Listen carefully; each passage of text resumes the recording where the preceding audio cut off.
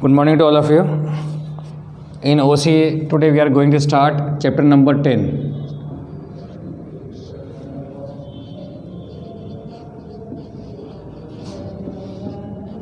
Chapter 10, International Trade.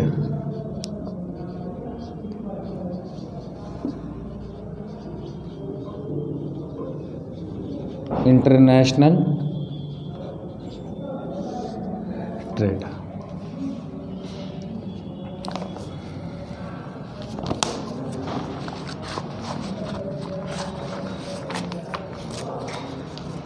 Now, total there are 11 chapters in OC, 1 to 11, out of which chapter number 7th and chapter number 11th is deleted from course.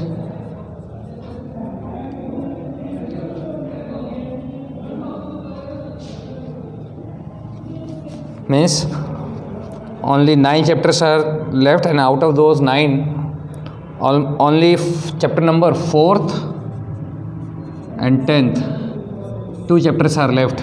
Means out of 9 chapters, only 2 chapters are left. Chapter number 4th and chapter number 10. First chapter we have completed, second completed, third completed, fourth is left. Fifth completed, sixth completed, seventh is deleted from course, eighth completed, ninth completed. Now 10th. After this, only one chapter will be left, that is chapter number 4th.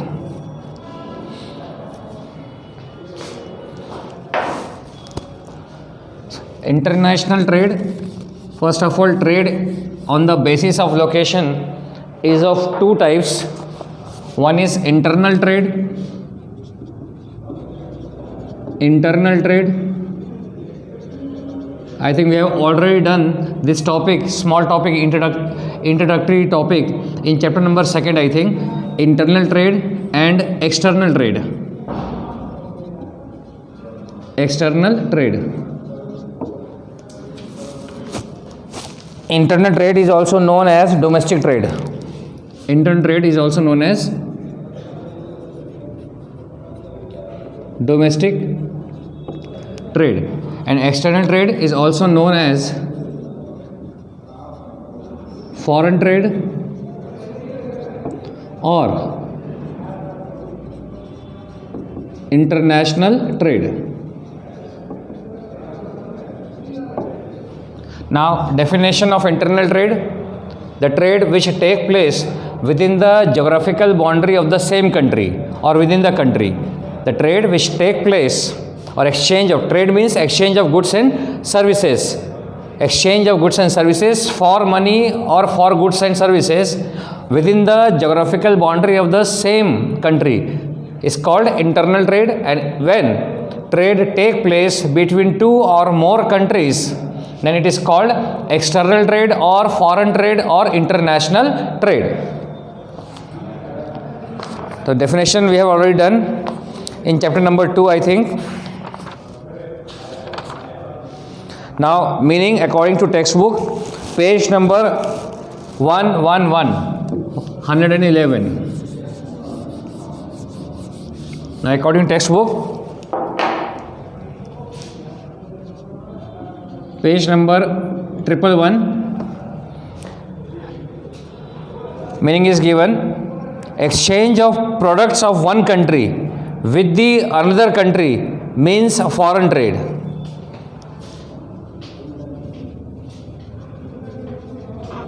Exchange of products, and products means both goods and services. Product includes both goods and services. So, exchange of products of one country with the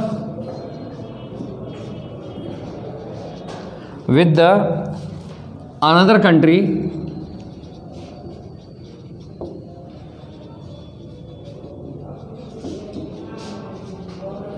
means international trade or foreign trade. international trade or foreign trade.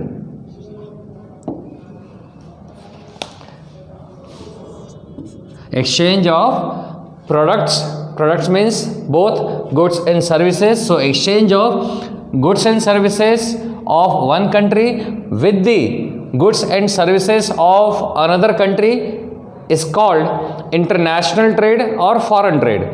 Another definition which we have already done, the trade which takes place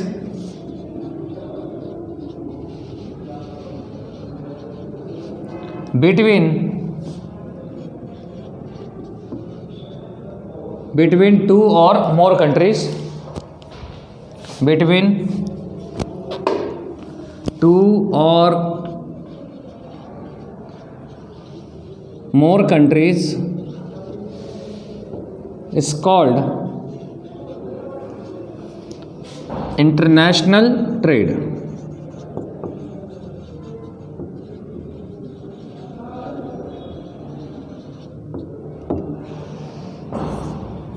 So this is the definition of international trade or foreign trade. International trade or foreign trade.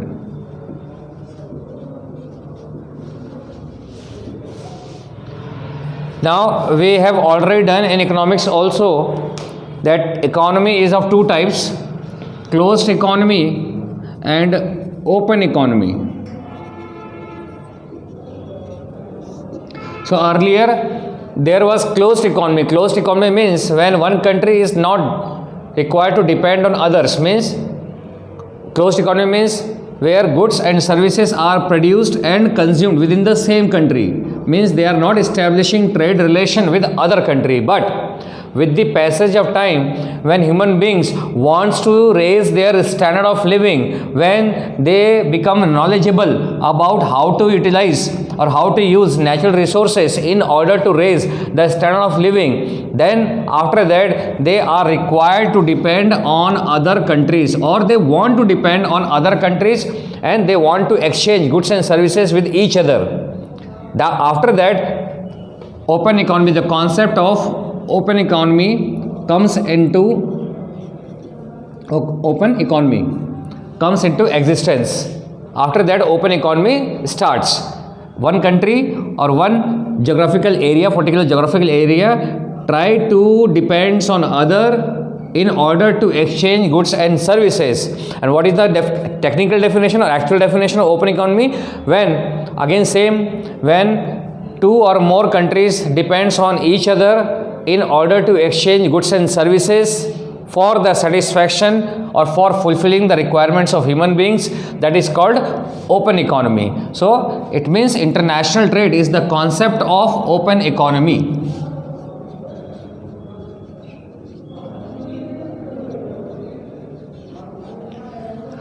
Now we all know that every country does not have all types of natural resources. Means they are not rich with all types of natural resources. They do not have all types of natural resources in abundant quantity. Means one particular country is rich in particular natural resources, other country is rich in other natural resources. For example, India, if you take the example of India, so India has abundant quantity of iron, then copper, coal.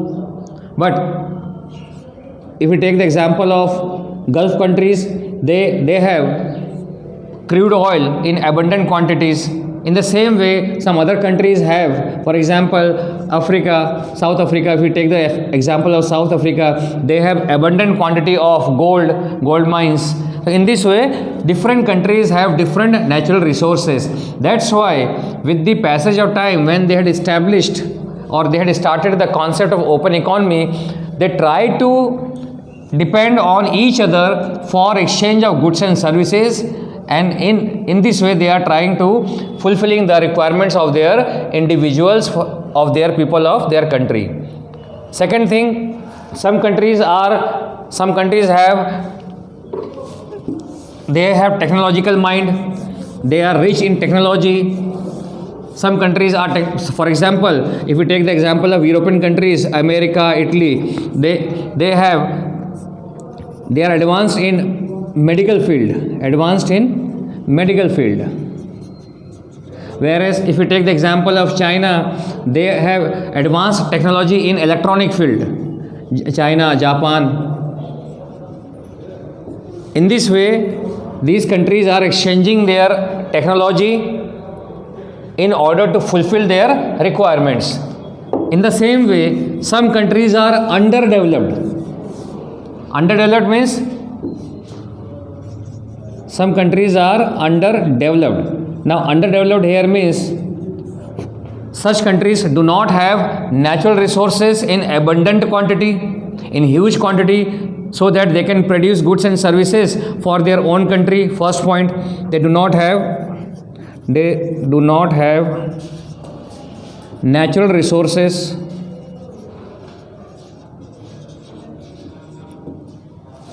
Second point, if they have natural resources, they do not have technological, they are not advanced in technological field,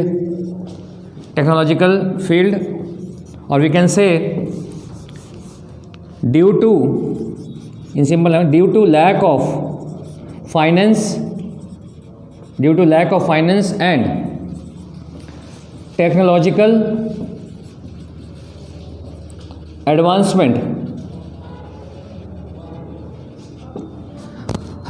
These may be two reasons why a country is underdeveloped. One is they do not have natural resources in sufficient quantity so that they can produce maximum goods and services for the people of their country. Second one is, if they have natural resources but due to lack of finance or technological advancement, they are not able to utilize their goods and services. Means they are not able to utilize their natural resources in order to convert them into finished goods and services. That's why these underdeveloped countries may also develop. How? By depending on other countries, by importing goods and services from different countries, and they can also increase their standard of living. But this is possible only due to international trade, because now two or more countries can establish trade relation with each other, and in this way every country can raise their standard of living, every country can fulfill their requirements. So there are various reasons are given why there is a need of international trade. Importance of international trade.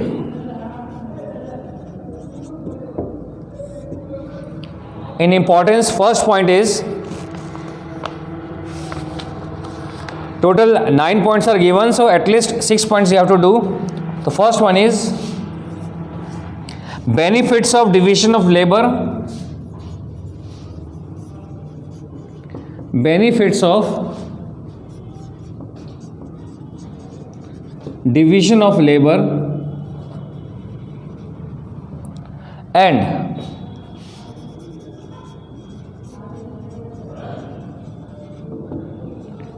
specialization. First point, benefits of division of labor and specialization. This is the first point regarding importance of international trade. Now, what is the meaning of benefits of division of labor and specialization? According to textbook, as the natural resources of different countries have been distributed unequally. Means if a particular country has a particular natural resources, other country has some other natural resources. Means natural resources are distributed unequally among all the countries. All demanding items cannot be produced in only one country. Means it is not possible, because every country has limited natural resources. That's why they are not in a position to produce all types of goods and services. In a country where the production of a particular item is suitable, such can be manufactured easily and with low cost can be exported to another country. In the same way, some demanding items can be imported from foreign countries.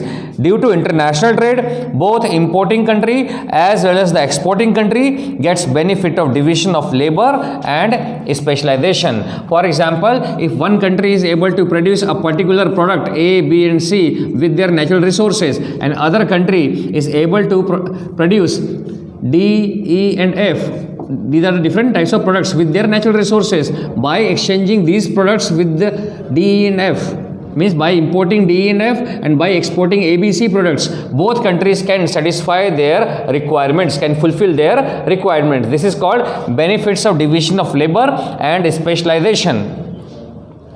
Once again, as the natural resources of different countries have been distributed unequally, that's why means each country is not rich in all natural resources. They do not have all natural resources. That's why whatever they can produce, whatever a particular country can produce with the help of those natural resources, they will produce those goods, and other country will produce other goods with the help of their natural resources, and by exchanging these goods and services. And how it is possible? By establishing trade relation. So by establishing trade relation, they can import or export these goods and services, they can exchange these goods and services and fulfill the requirements of each country. This is called benefits of division of labor and specialization. So once again I am reading, as the natural resources of different countries have been distributed unequally, all demanding items, means all demanding goods or services, cannot be produced in the same country, in one country. That's why in a country where the production of a particular item is suitable, such can be manufactured easily with low cost and can be exported to another country.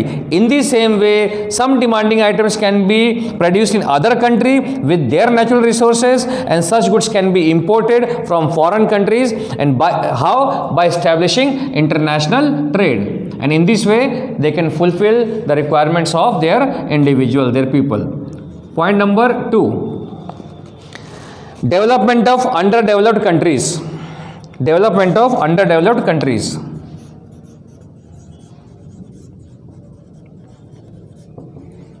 Development of underdeveloped countries. This point I have already explained, that countries which are underdeveloped, they remain underdeveloped due to two reasons. Either they do not have natural resources in sufficient quantity, or if they have natural resources, due to lack of finance, due to lack of technological advancement, they are not able to utilize their natural resources, they are not able to convert their natural resources in finished goods.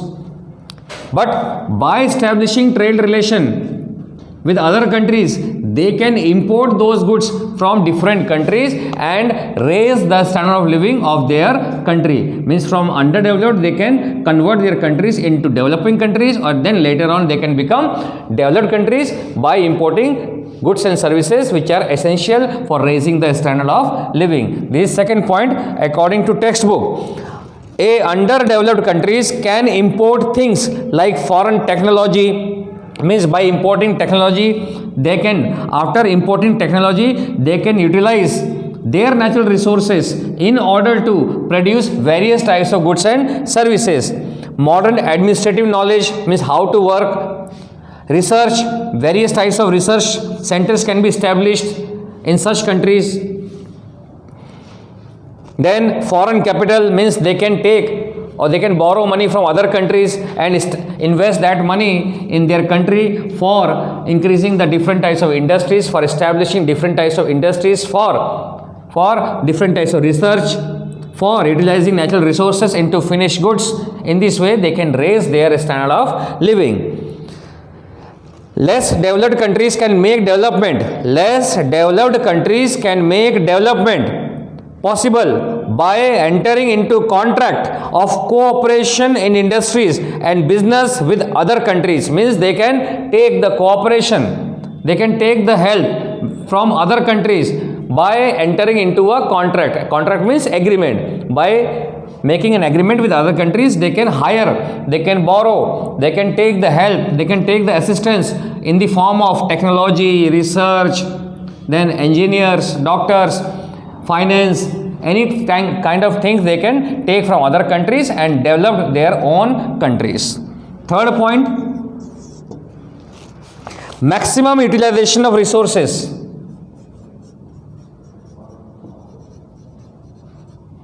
Maximum utilization of resources. Maximum utilization of resources here means when we are establishing trade relation with other countries, it means we have to utilize our resources at optimum level, at maximum level. Why? By utilizing those resources, we have to produce goods and services. Especially right now, I am talking about goods. We have to produce goods in such a quantity that will be sufficient for our country, and after that we can export those goods to some other countries.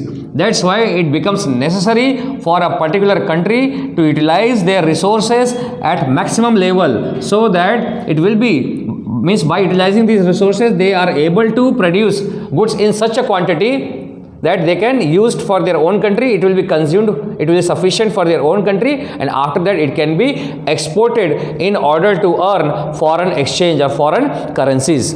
Now according to textbook, maximum utilization of resources of different countries is made possible due to international trade.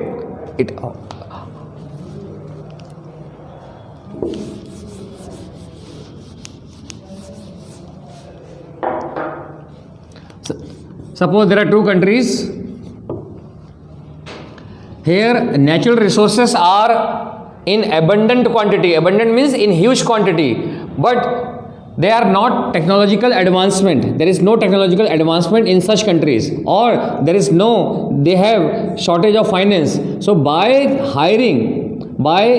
importing technology from other country, by importing technology or by borrowing money from other country, they can utilize their natural resources at maximum level. Then they are able to produce various types of goods and services and used for their own country, and then they are in a position to export to other countries also. So by establishing trade relation, one country is able to import not only goods, they are able to import technology, they are able to borrow money from other countries, and then they are in a position to utilize their own natural resources at maximum level. So according to textbook, maximum utilization of resources of different countries is made possible due to international trade. How? Every country import the technology, machines and human labors as per its requirements and utilizes its resources at maximum level.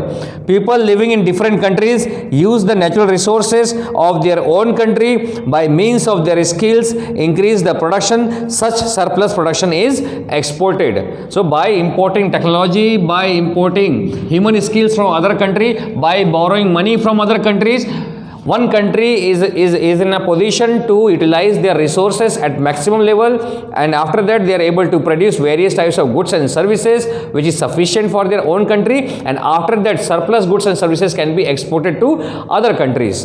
But it is possible only due to establishing trade relation with other countries. Fourth point, development of auxiliary service.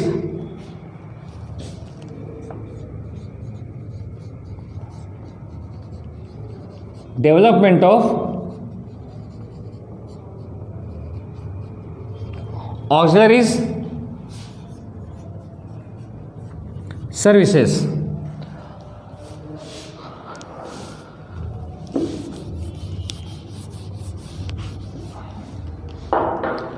What is auxiliary services? We have already done in chapter number 2.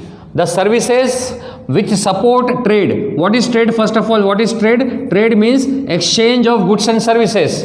Means after producing goods and services, when we are selling these goods and services to other countries, in the same way when we are buying goods and services from other countries, means this import and export is called trade. But in order to support import and export, other services are also required. These other services are called auxiliary services. For example, transportation.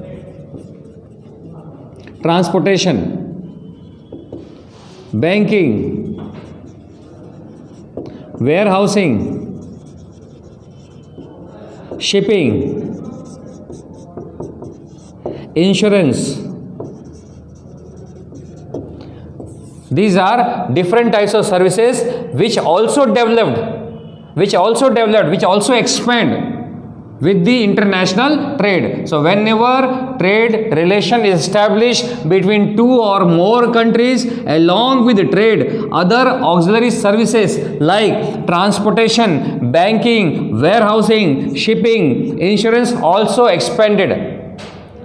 It means trade relation, especially we are talking about international trade also helps in developing auxiliary services like transportation, banking, warehousing, shipping and insurance. Now according to textbook, the auxiliary services have developed commerce related services such as bank, insurance, warehouse, communication. One more point, communication.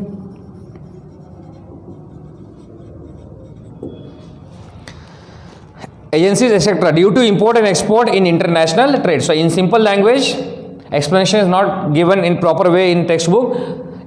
A simple language is due to international trade or when we are establishing trade relation with other countries. So along with the development of trade, other services, other auxiliary services, other supporting services like transportation, banking, warehouse, shipping, insurance, communication also developed.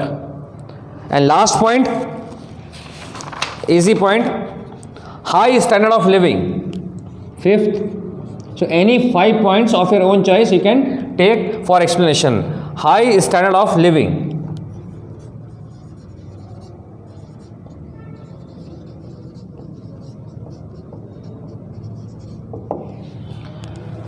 According to textbook, competition can be seen among different countries in international trade. No doubt when we are establishing trade relation with other country, it means we are entering into competition.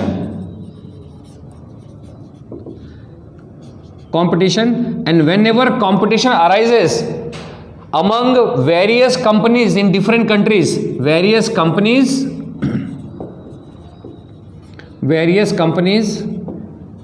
in different countries. So whenever competition means due to international trade, competition increases among various companies in different countries. So in order to exist, in order to survive in the market, every company tries to produce quality products that is also at reasonable price. Why? In order to satisfy, in order to increase their number of consumers, in order to satisfy their customers, every company try to produce goods and services that is also quality goods and services at reasonable price in order to survive in the market world. And this way, by producing quality products, they are trying to increase the standard of living of individuals.